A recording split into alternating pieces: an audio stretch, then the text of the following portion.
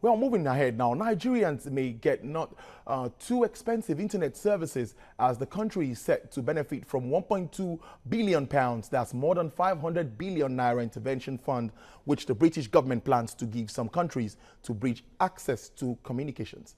The Vice Chairman, Nigerian Communications Commission, Umar Dambata, made this known in a meeting with the team from the United Kingdom's Department of Foreign and International Development. Now, more than 2 billion people have been cut off from internet as a result of high cost of mobile data. The Alliance for Affordable Internet in its 2018 affordability report says high connecting fees keep many users offline, pushing global goals of universal internet access out of reach. The Nigerian Communications Commission subscriber statistics for September puts internet users in the country at 105 million. Dambata says NCC and government of the United Kingdom agreed to partner on digital inclusion, cybersecurity, and capacity building. The NCC boss added that this will boost the power of ICT to provide access to underserved and underserved areas in the country. Well, to discuss this, I have in the studio an ICT expert, Idowu Akinde. Thank you very much for joining us at this time. Thank you, Tolu. Let me start this way. How serious is the problem of exclusion of Nigeria from the communications market? How serious is this? Okay, so, well, we could do very, very, very much better. We are still, by way of a figurative expression, at the back of the class. We could come toward the fore. There's plenty of room for improvement. Let's put it like that. I've heard a lot about financial inclusion and all of that, but now it's digital inclusion. Digital inclusion. So how far have we gone in this part of the world? Okay. So when you mention digital inclusion, there's quite a number of aspects. The first things that come to your mind are what are those immediate things that the people who have higher levels of digital inclusion use that inclusion for?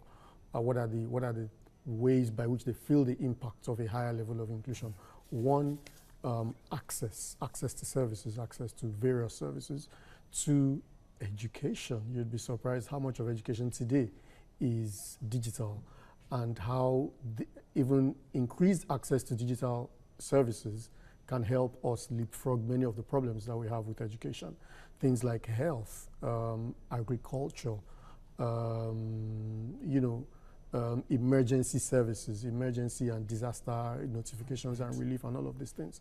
So these are the immediate things that come to mind. But if you think about each of these things that I've mentioned, you see that we still have quite a lot of work to do in those areas. So initiatives like this from the UK or from foreign donors are welcome. Of course, are always welcome, provided that we... Now, looking at this gap that has been identified, before now, has the Nigerian government been making any move to bridge this gap? So that's a difficult question because I can't speak on behalf of the Nigerian government. Just maybe little efforts that you've seen to... access to internet, it's still on the high side. It's still on the high side. Nigeria is still one of the top 20 most expensive places to buy internet around the world.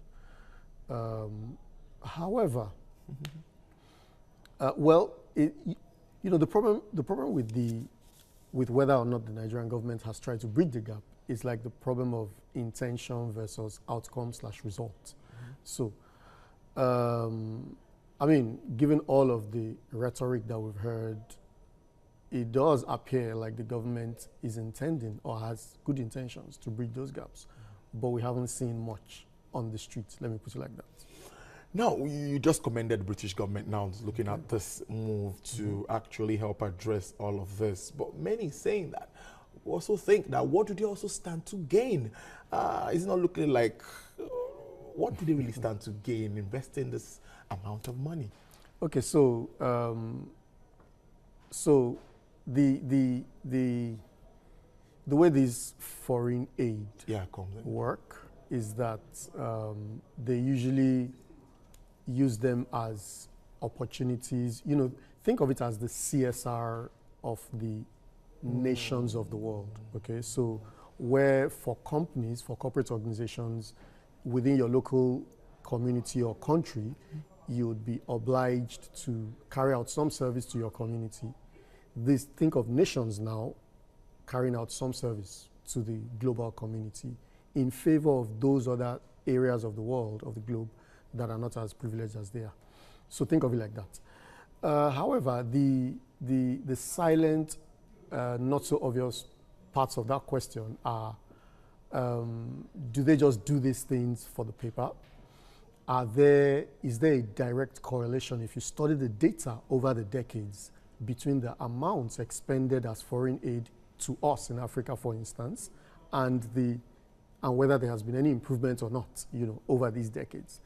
And then those data points start to look, they neither tell you yes or no, so there may not be a strong correlation. That would be a better way to put it statistically.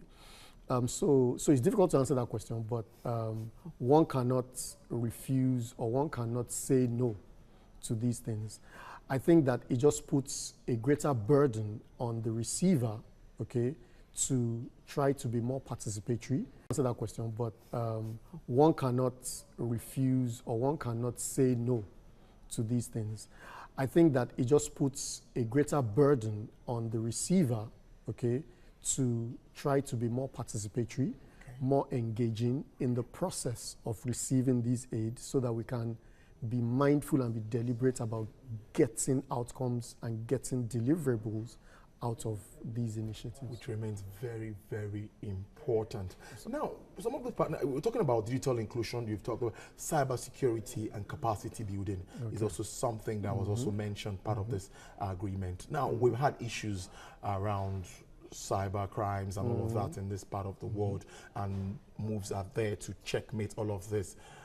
How far have we gone? The last time we spoke about this some months back, and now we still hear of issues, the banking sector and all of that. Where do we go from here? Okay, so again, it's welcome to have this kind of offers, okay, for assistance, especially in the very, very critical area of cybersecurity. Again, I'd say that the greater burden lies on us, okay, to be able to receive this aid and be able to translate it locally. So whether or not, for instance, whether or not this kind of aid is coming, what are our own deliberate, conscious decisions or directions regarding cybersecurity, so that if this aid comes, then we know how to channel it in the direction that we're going. So that's studying the local environment. That's what I would say we need to do. We need to determine exactly what we need to do. The CBN has done considerably well in instructing and enforcing that the banks behave a certain way. Maybe a little bit more needs to be done, but at least it's not where we used to be a couple years ago. For the other sectors, we need some more stringent cybersecurity initiatives, both on the regulatory side, on the enforcement side, and on the private sector initiative side. So more startups, more cybersecurity startups need to come about. More cybersecurity commercial initiatives need to come about. People need to be generally more aware about how to secure themselves digitally. Now, something was also mentioned here, rural technology solutions, something that can also bridge this gap. Can you shed more light on what that really implies? Okay, so for instance, for instance, the best analogy would be to repeat a statement that is often heard in development circles. So people often say, Lagos is not Nigeria. Okay, to help people appreciate the fact that the kinds of privileges or environment that people enjoy in Lagos, sometimes if you live in Lagos for a long stretch of time, you kind of forget that there are huge swaths of underserved, unserved places outside the urban hotspots in Nigeria, the major cities.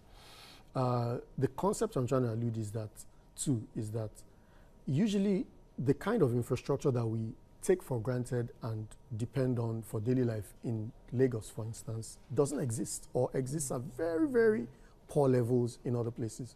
So things like basic telephony, electricity, of course, having put that aside. Internet access, okay? over here we have options. If we're not satisfied with the telco providers, we can switch to any of these local Wi-Fi providers. And you discover that whenever you travel outside Lagos, just to get internet, you have to rely on the local providers, and so on and so forth. So these are the challenges. Hopefully, again, if we decide as a people that we've identified these challenges and we're ready to close these gaps, then we can take help from a foreign partner and use it to close those gaps. But if help comes and we're not clear on what we want to achieve, it may be difficult to know what to do with that help. Ido Akinde, ICT expert, thank you very much for sharing your thoughts with us on this very important topic. Thank you very much.